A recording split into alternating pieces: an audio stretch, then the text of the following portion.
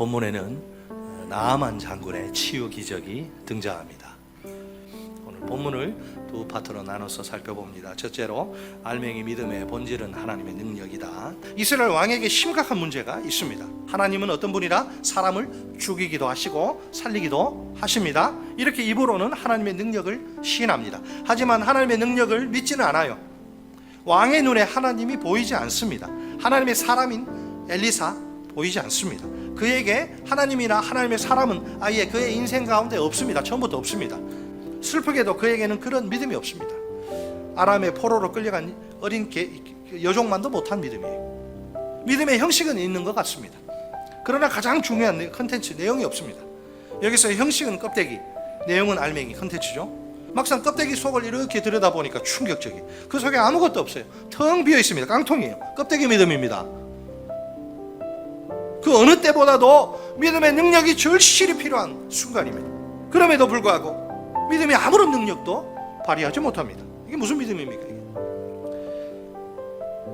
사랑하는 성도 여러분, 오늘 나의 믿음은 어떤가요? 알맹이 믿음입니까? 아니면 껍데기 믿음입니까? 물론 입으로는 누구나 하나님의 능력을 믿는다고 말하죠.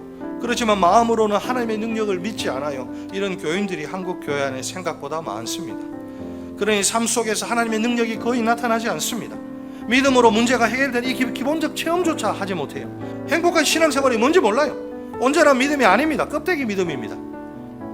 오늘 하나님은 분명히 살아계십니다. 내가 믿음으로 하나님께 나아가는 것이 정말 중요합니다. 그럴 때 전능하신 하나님의 능력이 내 삶 속에 쏟아지고 침투하는 거예요. 내 인생의 여러 가지 문제가 꼭 기적 아니더라도 내 인생의 여러 가지 문제가 거짓말처럼 깨끗이 해결됩니다. 신앙생활이 그러면 행복하고 온전한 믿음 아닙니까? 성숙한 믿음. 이것이 바로 알맹이 믿음입니다. 자, 두 번째 파트입니다. 알맹이 믿음의 본질은 순종 곧 하나님의 말씀대로이다. 내 생각에는 이런 단어를 보세요. 이 단어가 나아만의 우리의 근본 문제를 폭로합니다. 자, 아까 뭐라 그랬어요? 처음에 내 생각에는, 지금은 뭐라 그래요? 하나님의 사람의 말대로. 이 표현이 중요하죠. 나아만이 하나님의 사람인 종인 엘리사의 말에 순종한 것입니다. 사실을 말하자면 이게 단순히 사람의 말이 아니에요. 하나님의 사람의 말입니다.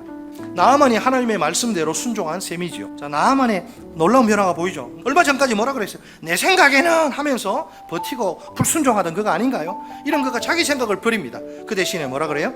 하나님의 사람의 말대로, 하나님의 말씀대로 순종합니다. 알맹이 믿음의 본질은 순종 곧 하나님의 말씀대로입니다.